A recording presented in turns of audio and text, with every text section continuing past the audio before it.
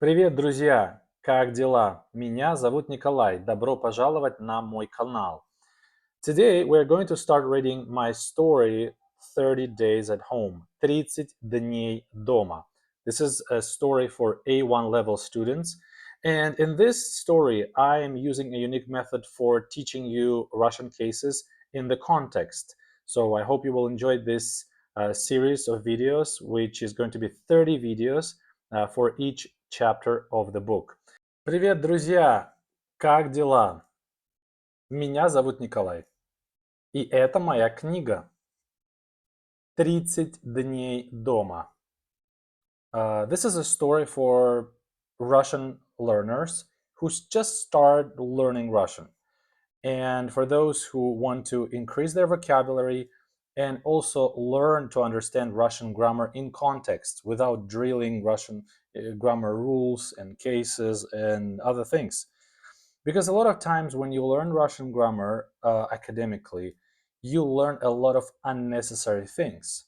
Because this book and other books, similar books, graded books that I always recommend my students to read, help you learn the grammar in context. So I hope that this book will give you a good understanding of Russian basics of Russian grammar, as well as increase your Russian vocabulary. So please follow me in this course.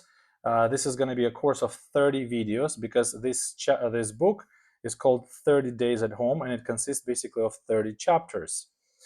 This book I wrote about 3 years ago or 4 years ago after COVID-19, and this book is intended for A1 level students. As you can see here, 30 дней дома.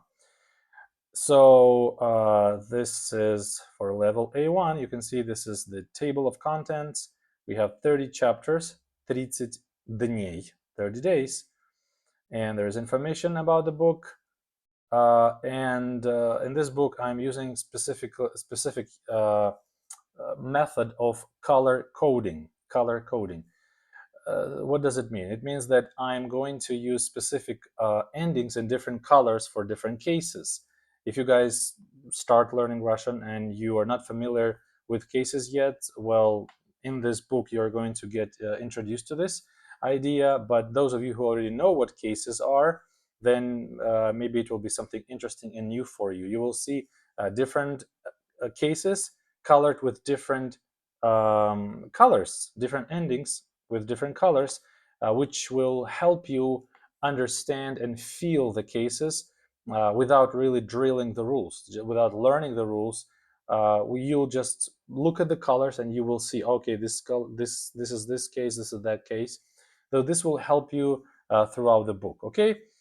And I explain all this here. These are some of my books that you can purchase on my website, but this is a wrong website. Now it's the I speak Russian, one word, .org, not .com. Okay, so these are all books available now, but yeah, I'm giving this book away for free, and you can read with me and learn from this book on my YouTube channel. And today's video number 1. This is a cast of characters. We're going to read the story about Olga. She's the main character, Olga. Her brother Alexei, брат Ольги, Olga's brother. Dmitry, друг Ольги. Dmitry is Olga's friend, which is going to be boyfriend later. Andrei Petrovich, отец Ольги. Andrei Petrovich is Olga's father.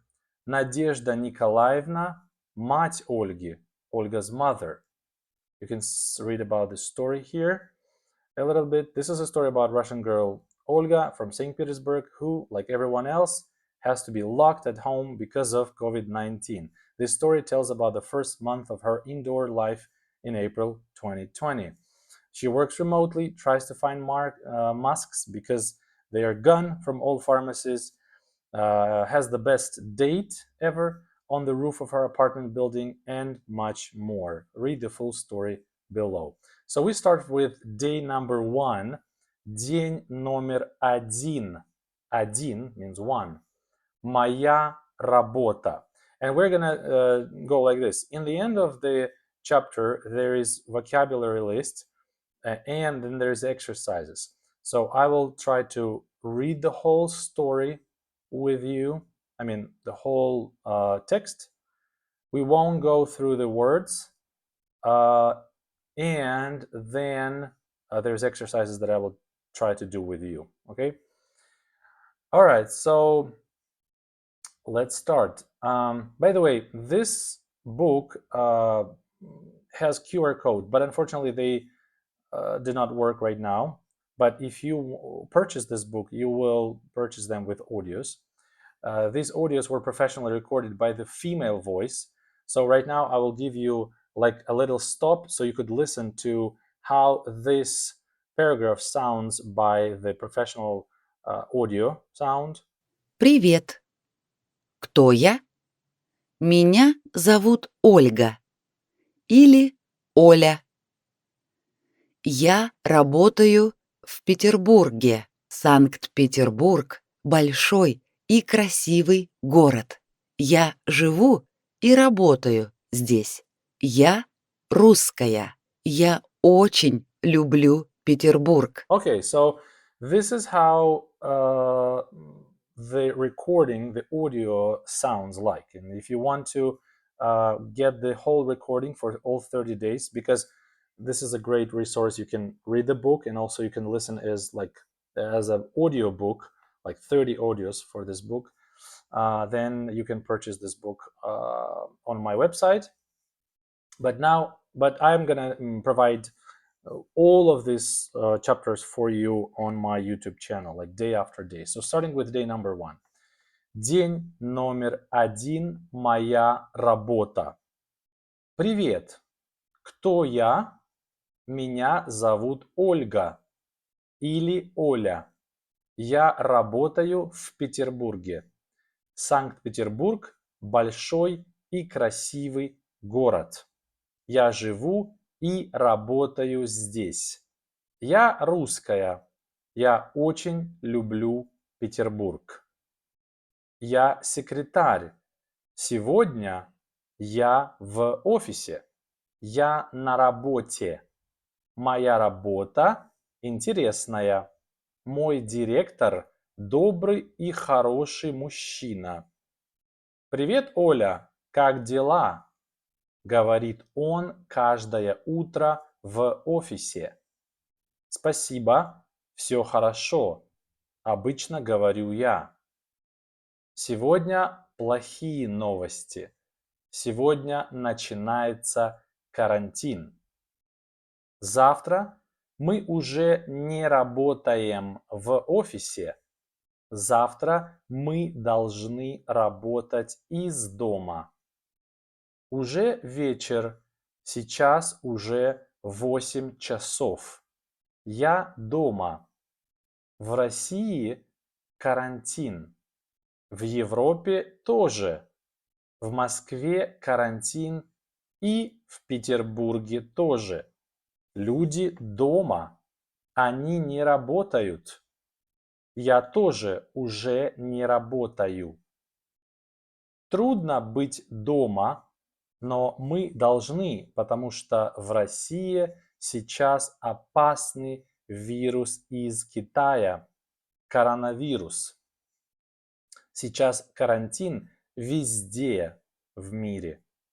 Очень плохая ситуация в Италии, где живет моя подруга Франческа. Вечером я звоню ей по телефону. Алло, Франческа, привет, как ты? Все хорошо? Я говорю по телефону. Привет, спасибо, Оля, все нормально. Я дома сейчас. Я не работаю. Мой папа не работает. Моя мама тоже не работает. Мы дома, говорит моя подруга из Италии. Как сестра? Тоже хорошо. Она сейчас не в Италии. Она в Германии. Вечером я ужинаю и потом отдыхаю. This is the end of chapter 1. So now if you can see, there is different colors of some endings. But before we talk about the colors, I will quickly try to translate the text. Hello, who am I? My name is Olga, or Oля.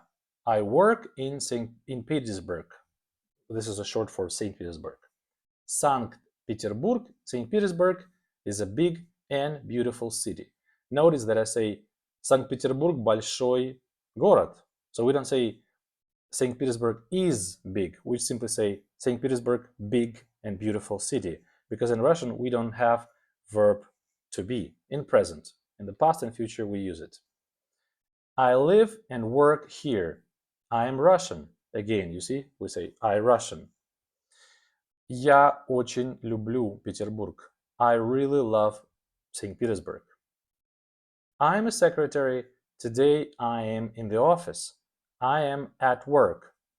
And now we have this, as you can see, these endings here.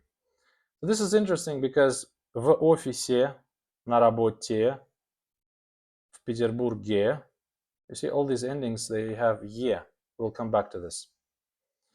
I'm at work. You see the difference? В офисе, in the office, на работе, at work. So in is mostly inside and na is mostly at, like outside or maybe somewhere not in the closed area. My work is interesting. My manager is kind and good man.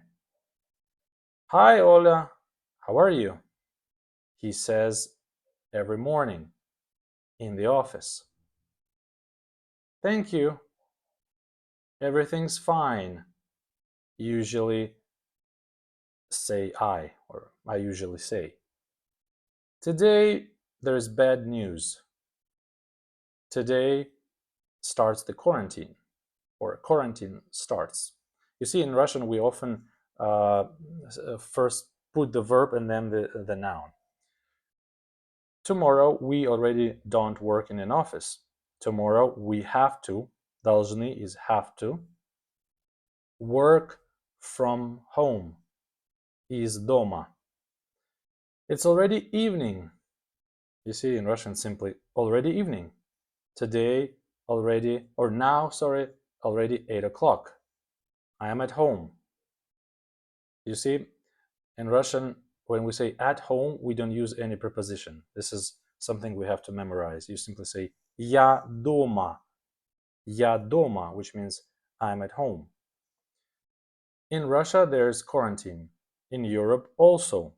In Moscow, it's quarantine, and in St. Petersburg, also. People are at home. They don't work. I also already don't work. It's hard to be at home. Now we use the verb to be. Why? Because we don't say I am at home. We simply say it's hard to be at home. But we have to. You see, it's the same as this one. Мы должны. We have to. By the way, this ending "y" shows that this is plural. Okay? Потому что, because in Russia, now there's a dangerous virus from China, coronavirus. Now there's a quarantine everywhere in the world. Very bad situation in Italy where lives my friend Francesca. Okay. Notice that we already talked about мой директор, which means my manager, and now we have моя подруга. You see the difference? Мой and моя. Both of them mean my, but мой is used for masculine nouns and моя for feminine nouns. Because Francesca is a girl, so we say подруга is a girl, so we say моя. Вечером, in the evening, I call her on the phone or by the phone. Notice that we use blue color here. This is dative case. I will talk about cases in a second. Hello, Francesca. Hi, how are you? Everything's fine? Or everything's good? I'm saying on the phone. Hi, thanks, Oля. Everything is normal. Everything's fine. Okay, I'm at home now. I don't work, or I'm not working. By the way, another grammar rule. I'm not working or I don't work. In English, it's different ideas. In Russian, we don't have different tenses like you guys have in English. So it would be the same thing for us. I'm not working or I don't work. Мой папа не работает. Again, we have мой because of papa. Papa is male. And then моя mama, it's already female, so we use моя for mama. Мой папа не работает. My dad is not working. My mom also is not working. We are at home, says my friend from Italy. How's this? How's your sister? Like, how's sister? Also fine, also good. She now is not in Italy, she is in Germany. At night, or literally in Russian, in the evening, I have dinner, ужинать, have dinner, and then потом I rest. Отдыхать, rest.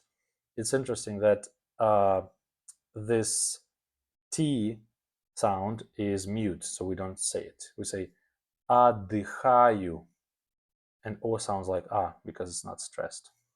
Okay, so I hope you got the translation of the text. All right, that's good, and I hope you understand all the words. By the way, my recommendation is that you grab a notebook, like any notebook like this, which you can use for new vocabulary. Please write down all new words that you'll learn from the text. Of course, you have this vocabulary right here, but you can also write down in your specific notebook to work with this text, to work with this book. All right, now we go to cases. So I promised to explain a little bit about cases. So as we can see here, we have a lot of prepositional case. What is prepositional case? Prepositional case is when we have these ye endings. When do we have ye endings? Sometimes it's not ye, sometimes it's also e, like in the case of Russia and in Italy, Germany, you see. But most of these endings were ye. They were orange in my color coding system. So why is that?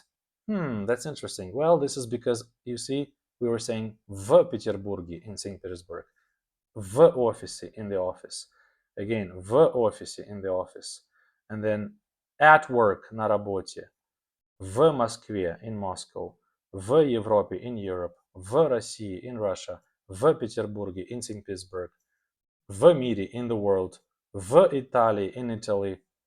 What else? В Italy in Italy again, в Германии in Germany. So what's going on here? When we say in, like location, we have to use this ending ye for nouns, for object.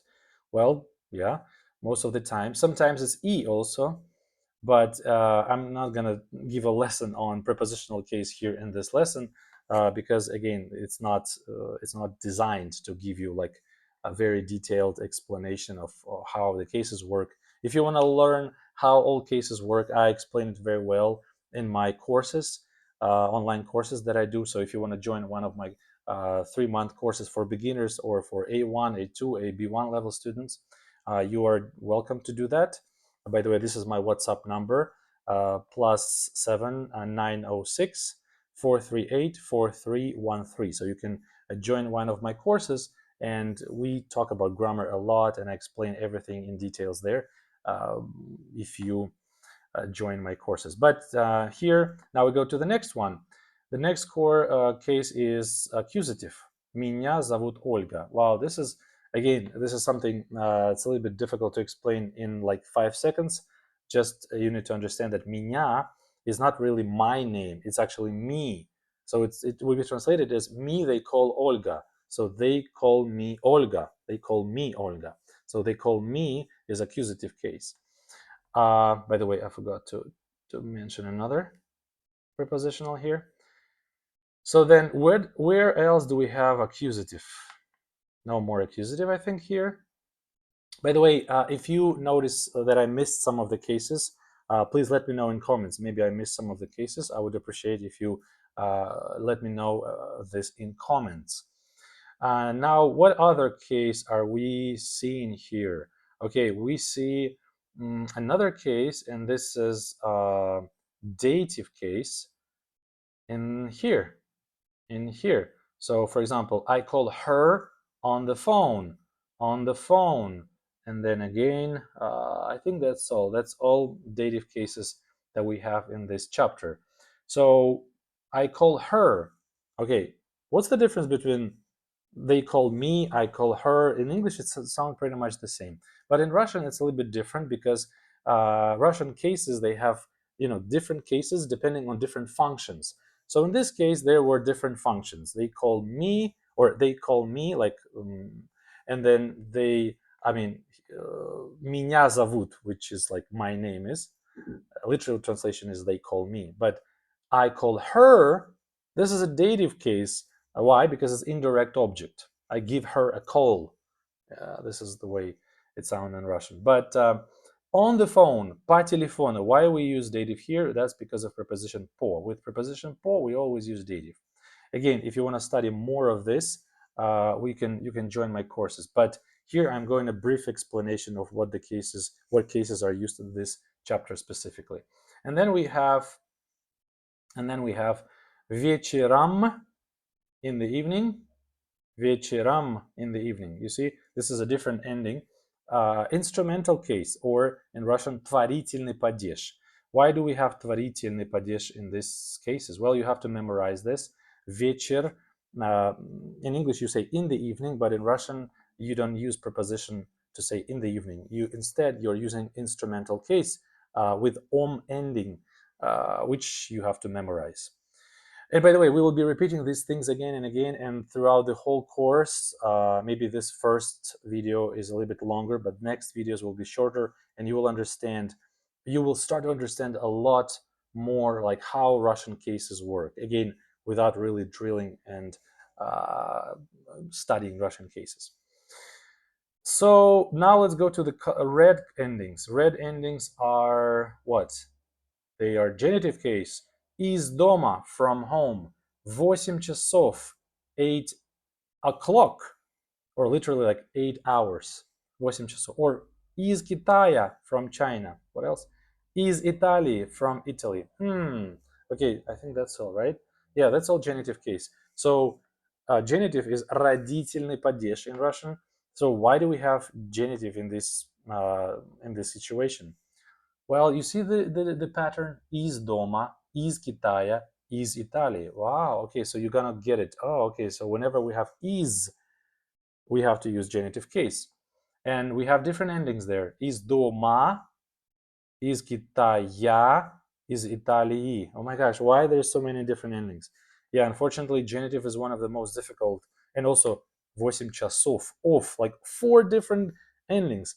A, of, ya, and I, or actually EE. So why is that so many different endings? Well, because genitive is one of the most difficult cases in Russian grammar, and it takes more practice. It takes more practice to learn. But again, I'm not gonna explain for now. Just focus on this thing. We have is, preposition is, and then it's followed by genitive, and number 8, and then followed by genitive. So for now, this will be enough, okay? So this is the grammar we have, all the cases we have. You see only one example of accusative, a lot of prepositional, some genitive with preposition is, instrumental case with in the evening, something we have to memorize, and also dative case with calling somebody on the phone. So this is like grammar of lesson 1. Now let's go to exercises. We'll quickly do this for you. So it's good to do this with your language speaking partner or a Russian teacher, or maybe on your own, but it's good to practice how you understand the text.